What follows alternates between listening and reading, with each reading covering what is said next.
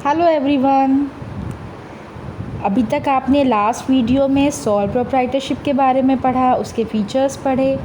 अब हम उसी को कंटिन्यू कर रहे हैं इस वीडियो में। आज हम पढ़ेंगे मेरिट्स सोल प्रोप्राइटरशिप की।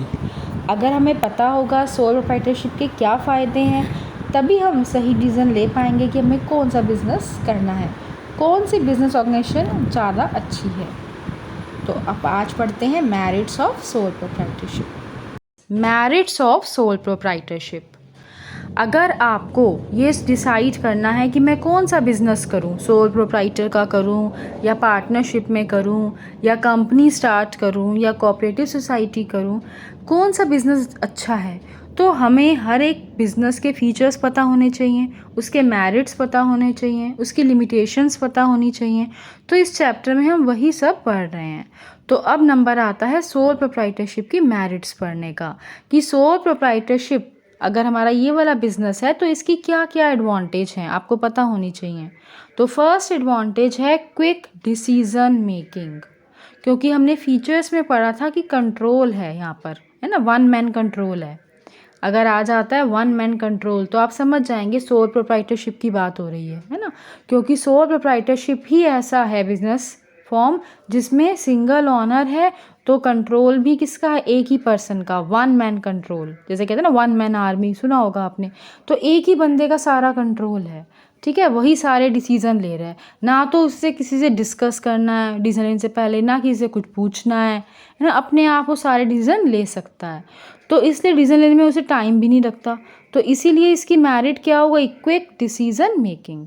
भाई तुम्हें ही बताना है, तुम बताओ फटाफट करना है या नहीं करना, तो तुम बता दोगे हाँ भाई करना है या फिर हाँ नहीं करना, है ना। तो येस और नो बोलना है तुम्हें, तो डिसीजन तुम्हें लेना है। तो इसलिए ज़्यादा टाइम लगेगा ही नहीं। क्यों? क्योंकि और में क्या होता है, बोर्ड ऑफ डायरेक्टर्स की मीटिंग होगी, सब आएंगे, फिर डिस्कशन होगा, वोटिंग होगी, फिर देखेंगे किसकी वोट ज़्यादा है, येस की वोट ज़्यादा है या नो की, तो फिर डिसीजन लिया जाएगा, है ना। तो ये सब फॉर्मेलिटीज़ यहाँ पर है नहीं, यहाँ पे सिंगल पर्सन है, तो इसीलिए क्या है, वन मैन कंट्रोल है, कोई इंटरफेरेंस नहीं है, तो इससे डिसीजन लेने में देर भी नहीं लगती। तो ये इसकी मेरिट हो गई quick decision making. A sole proprietor enjoys considerable degree of freedom in making business decisions. Now, second merit, confidentiality of information. Confidential, जैसे आपने सुना होगा ये वर्ड कॉन्फिडेंशियल। कॉन्फिडेंशियल का मतलब क्या होता है, सीक्रेट, है ना, कि हमें अपने बिजनेस की बात किसी से भी शेयर तो करनी नहीं है, क्योंकि हम सिंगल ऑनर हैं। तो हमारे सारे बिजनेस के जो सीक्रेट्स हैं वो बिजनेस में ही रहेंगे, है ना। तो इसीलिए सारी इन्फॉर्मेशन कैसी रहती है यहाँ पे, कॉन्फिडेंशियल। तो a sole proprietor can keep all business information confidential and maintain secrecy. तो यहाँ पर वो सीक्रेसी मेंटेन कर सकता है, वो सारी इन्फॉर्मेशन कॉन्फिडेंशियल रख सकता है, क्योंकि यहाँ पे उसे किसी के साथ कुछ भी शेयर नहीं करना। कई जगह ऐसा होता है, जैसे हम पार्टनरशिप में हैं या हम कंपनी में हैं, तो हमें बोर्ड ऑफ डायरेक्टर्स को बताना है, पार्टनरशिप में हमें पार्टनर्स को सारी बात बतानी पड़ती है ना। पर कई जगह ऐसा होता है, जैसे पब्लिक कंपनी होती है तो उनका तो बिल्कुल सब कुछ बाहर होता है, क्योंकि गवर्नमेंट वगैरह का भी इंटरफेरेंस होता है ना। जैसे कोऑपरेटिव सोसाइटीज़ हैं तो गवर्नमेंट वगैरह कहती है पब्लिश करो, तो उन्हें अपनी बैलेंस शीट वगैरह पब्लिश करनी होती है साल में एक बार, कि उनके कितना प्रॉफिट है, कितना लॉस है, कितने एसेट्स हैं, कितनी लायबिलिटीज़ हैं। पब्लिक को सारी इन्फॉर्मेशन चाहिए होती है, जनरल पब्लिक को। कई बार गवर्नमेंट सारे डॉक्यूमेंट्स आपके चेक करती है, आपकी फाइल्स चेक करती है, तभी आपको टैक्स वगैरह में सब्सिडी मिलेगी। कोऑपरेटिव सोसाइटीज़ में ऐसा होता है। तो एक सोल प्रोप्राइटरशिप ऐसा है जहाँ पर एक सिंगल ऑनर है, वहाँ पे ना तो कोई गवर्नमेंट का इंटरफेरेंस है, ना ही किसी कोई पर्सन का है। तो इस ना जनरल पब्लिक आपसे कुछ पूछ रही है, कहाँ से पैसा आ रहा है, कितना आ रहा है, कहाँ जा रहा है। तो यहाँ पर जो सोल प्रोप्राइटर है वो सारी इन्फॉर्मेशन कॉन्फिडेंशियल रख सकता है। तो ये इसकी सेकंड मेरिट है कि यहाँ पे आपसे कोई कुछ नहीं पूछता। इसके बाद थर्ड मेरिट आती है इजी फॉर्मेशन एंड क्लोज़र। ये हमने फीचर्स में भी पढ़ा था, है ना। फीचर्स में हमने क्या पढ़ा था, फॉर्मेशन एंड क्लोज़र। तो यहाँ पर उसके आगे इजी वर्ड लग गया। क्यों? क्योंकि ज़्यादा लीगल फॉर्मेलिटीज़ तो है नहीं। तो इसलिए sole proprietorship is the least regulated form of business. Regulated का मतलब होता है जिसे हम रेगुलेट करते हैं, कंट्रोल करते हैं, जैसे लॉ वगैरह कंट्रोल करती है ना। It is easy to start and close the business as per the wish of the owner, है ना। जब चाहे ऑनर बिजनेस स्टार्ट कर सकता है, जब चाहे ऑनर बिजनेस को बंद कर सकता है। मान लो उसको चेंज करना है, बंद करके दूसरा काम करना है, वो कर सकता है। तो यहाँ पे कोई ज़्यादा आपके ऊपर कंट्रोल करने वाला नहीं है। तो ईजी फॉर्मेशन एंड क्लोजर, ये भी इसकी मेरिट है। इसके बाद फोर्थ मेरिट आती है डायरेक्ट इंसेंटिव। इंसेंटिव का मतलब होता है एक्स्ट्रा बेनिफिट्स। इंसेंटिव्स का मतलब होता है एक्स्ट्रा बेनिफिट्स। तो यहाँ पर सोल प्रोप्राइटर को क्या मिल रहे हैं, एक्स्ट्रा बेनिफिट्स मिल रहे हैं, वो भी बिल्कुल डायरेक्टली।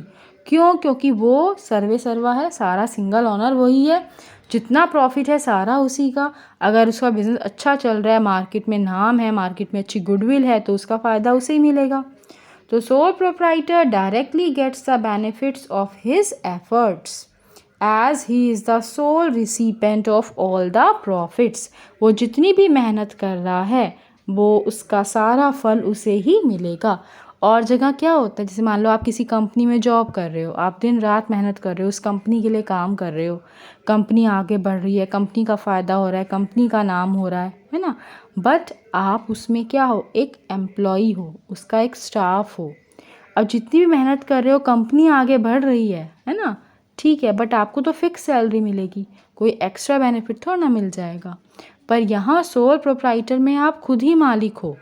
अब जितनी भी मेहनत कर रहे हो, सारा फल उसका आपको ही मिलेगा, ठीक है ना। हम जब जॉब करते हैं तो दूसरों के लिए मेहनत करते हैं, जब हम बिजनेस करते हैं तो अपने लिए मेहनत करते हैं, ठीक है ना। तो वही बात यहाँ पे समझाना चाह रहे हैं, वो डायरेक्ट इंसेंटिव। और इसमें लास्ट पॉइंट है इसके बेनिफिट्स का, सेंस ऑफ एकम्प्लिशमेंट। एकम्प्लिशमेंट का मतलब होता है जब हमारा सारा काम पूरा हो जाता है ना। सेंस ऑफ मतलब feeling of, sense of accomplishment, जब हमारा सारा काम बिल्कुल सही सही पूरा हो तो हमारे अंदर किस तरह की फीलिंग आती है, सेटिस्फेक्शन होता है कि मैंने खुद किया है सारा काम और मेरा सारा काम बिल्कुल सही है, बिल्कुल परफेक्ट है, मैंने सारा पूरा कर लिया।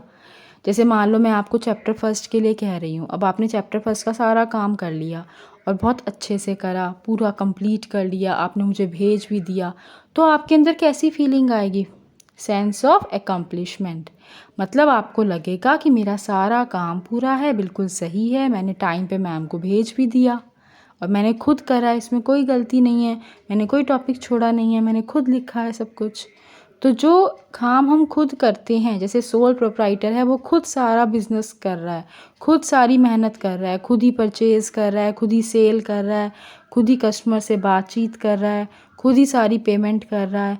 तो यहाँ वो सोल प्रोप्राइटर सब कुछ खुद कर रहा है, ऑनर भी खुद है, मैनेजर भी खुद है, कंट्रोल भी उसी का है। तो जब वो सारा काम पूरा कर लेता है अच्छे से, है ना, उसे पता है कि मेरे काम में कोई गलती नहीं है, मेरा काम कोई इलीगल नहीं है, मैंने किसी के से कोई बेईमानी नहीं करी है, तो उसके अंदर क्या है, sense of accomplishment. There is a personal satisfaction involved in working for oneself. जब हम खुद के लिए काम करते हैं तो हमारे अंदर क्या होती है, सेटिस्फैक्शन होती है कि हाँ जो मैं मेहनत कर रहा हूँ इसका फल मुझे ही मिलेगा। जिनका सब्सक्राइब बटन रेड कलर का है वो चैनल को सब्सक्राइब करने के लिए उस पर क्लिक करें और बेल आइकन भी प्रेस करें।